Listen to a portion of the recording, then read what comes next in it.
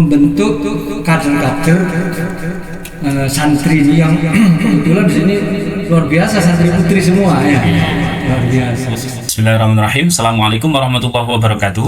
Waalaikumsalam warahmatullahi wabarakatuh. Selamat datang kembali di podcast MAPM Qur'ani, media untuk menyebarluaskan dakwah Islam dan memperdalam wawasan Al-Quran untuk kita semua. Amin ya rabbal alamin.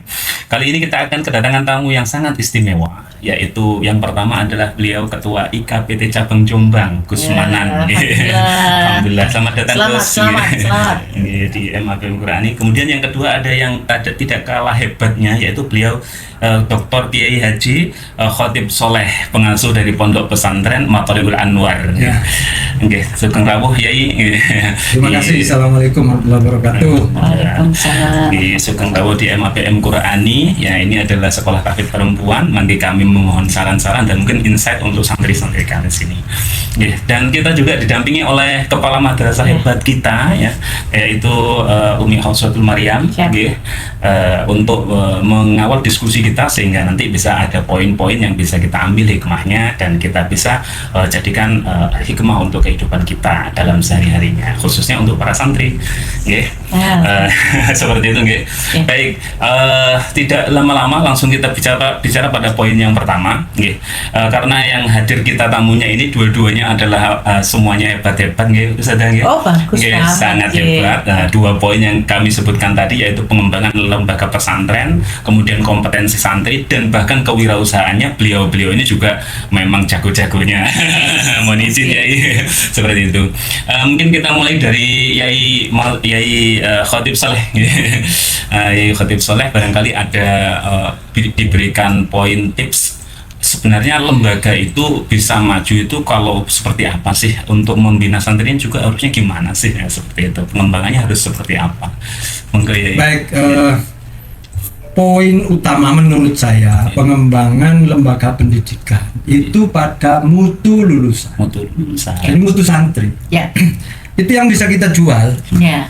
Jadi kalau kita bisa menjamin mutu anak didik kita, insya Allah orang akan percaya pada kita. Nyari. Mutakhrijahnya. Iya.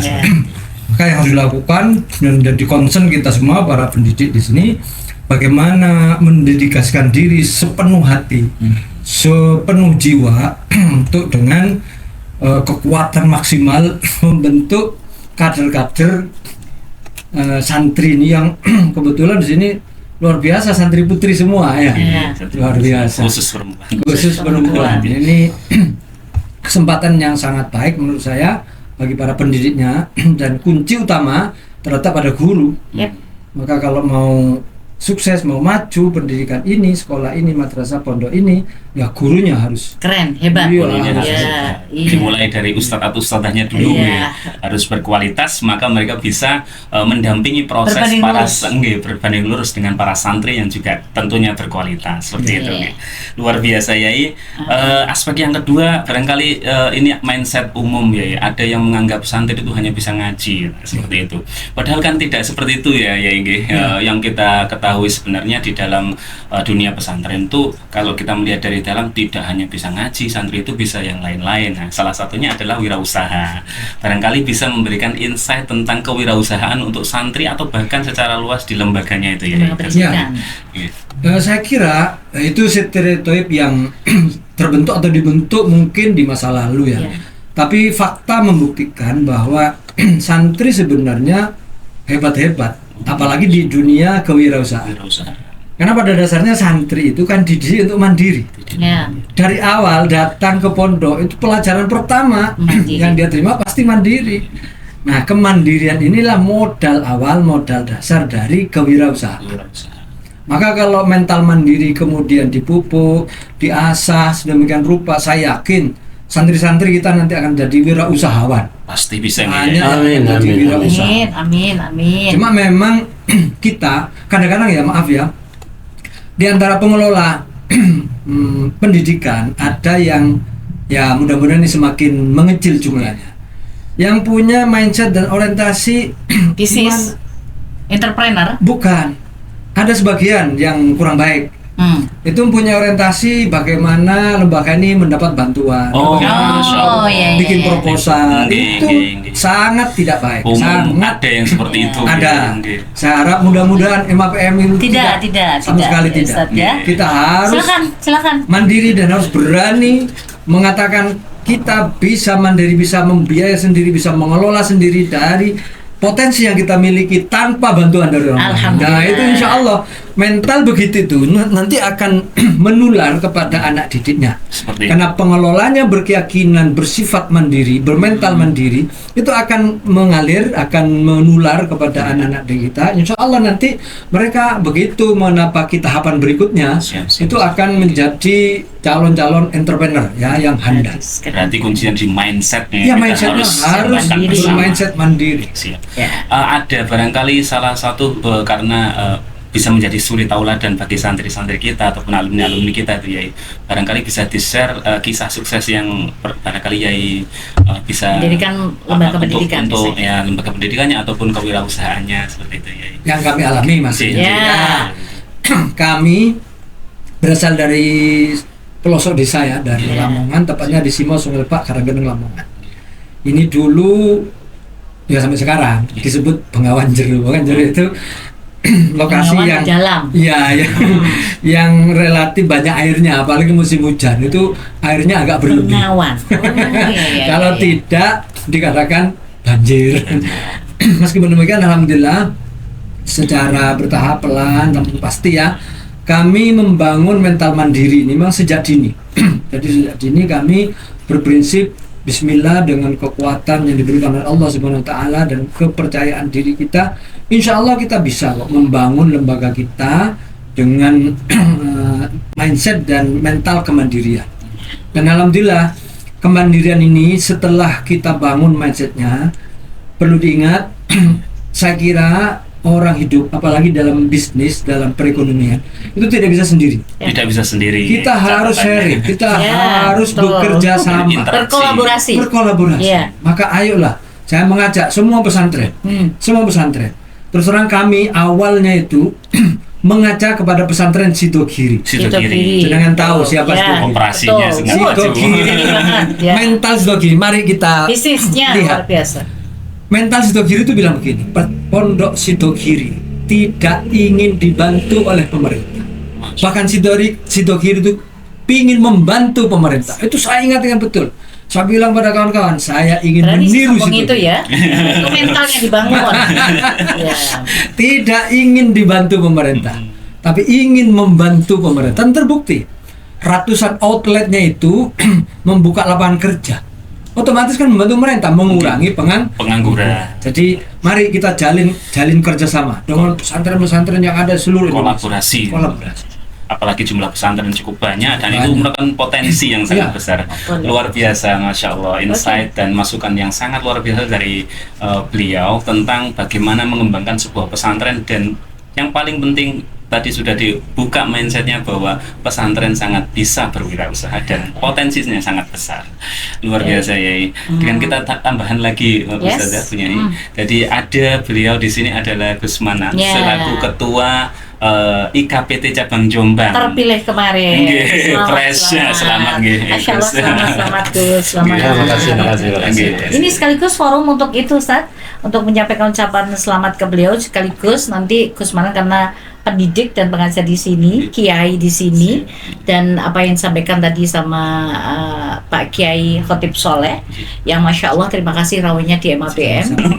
Monggo untuk Gus Manan sekaligus pengajar di sini, apa yang bisa disampaikan selain juga tokoh IKPT yang baru aja terpilih untuk Jombang. Monggo. Ya, terima kasih. Waalaikumsalam Pak Izam. Ya.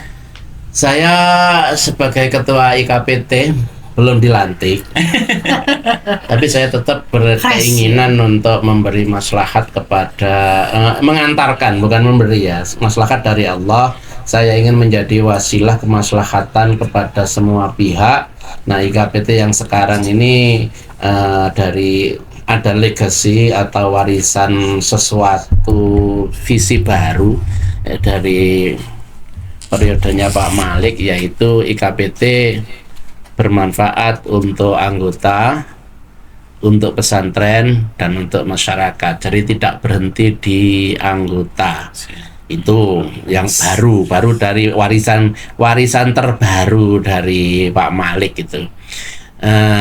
Terus saya tidak bicara banyak terkait dengan IKPT ke depan Tentang MAPR, tentang karena pendidikan. begini, saya hanya berbicara terkait dengan entrepreneurship. Yes.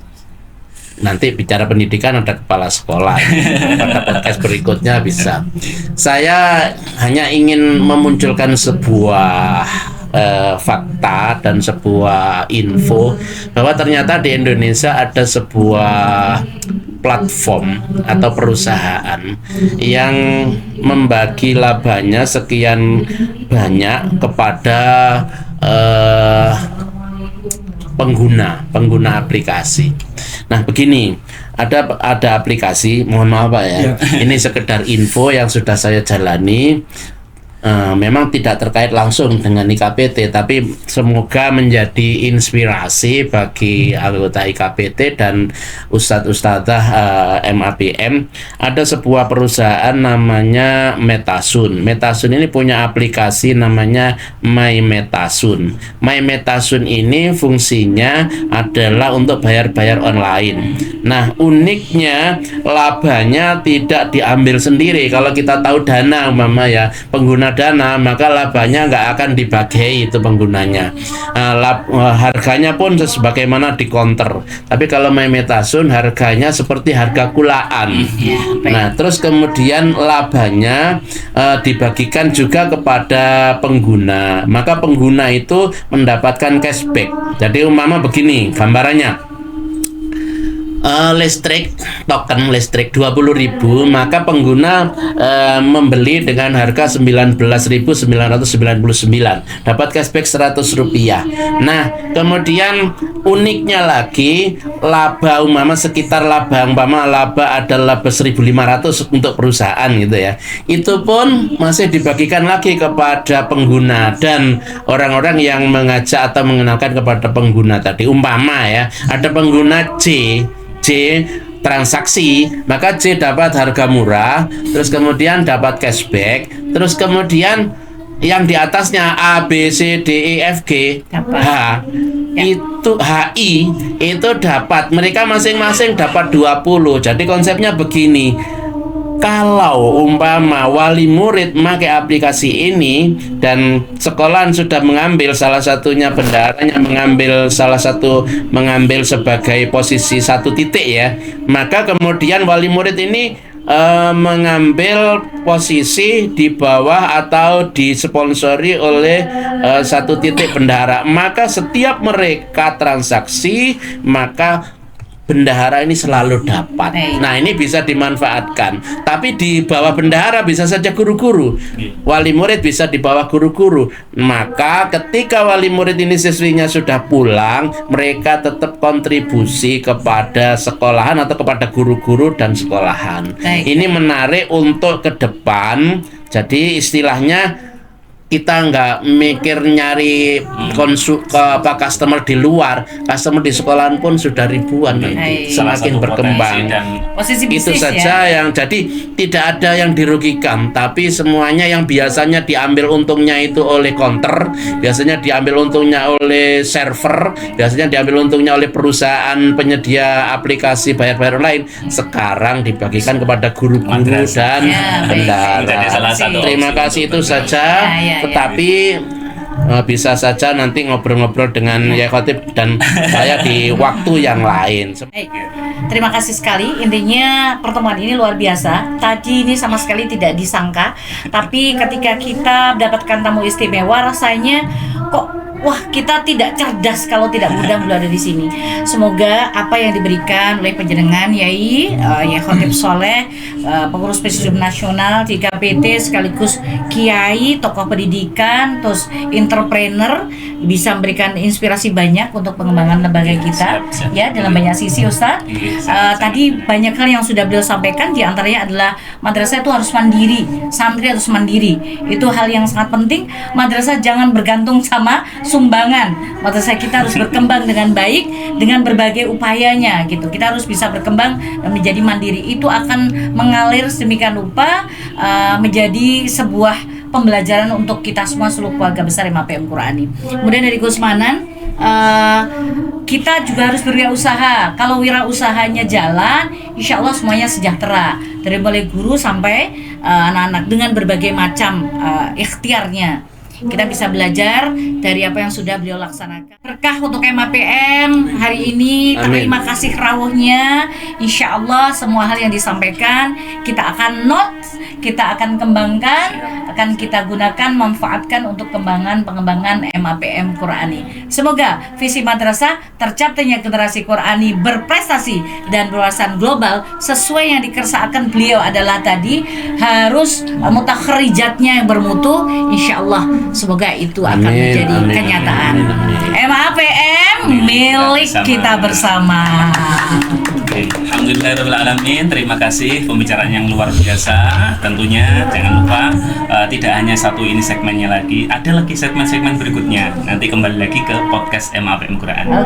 Podcast MAPM Qurani, khazanah media untuk menambah khazanah Islami dan membumikan Al-Quran dalam kehidupan sehari-hari. Amin ya. Amin, amin, amin. Sekali lagi MAPM milik kita bersama. Assalamualaikum warahmatullahi wabarakatuh. Waalaikumsalam. Waalaikumsalam. Terima kasih. Terima kasih.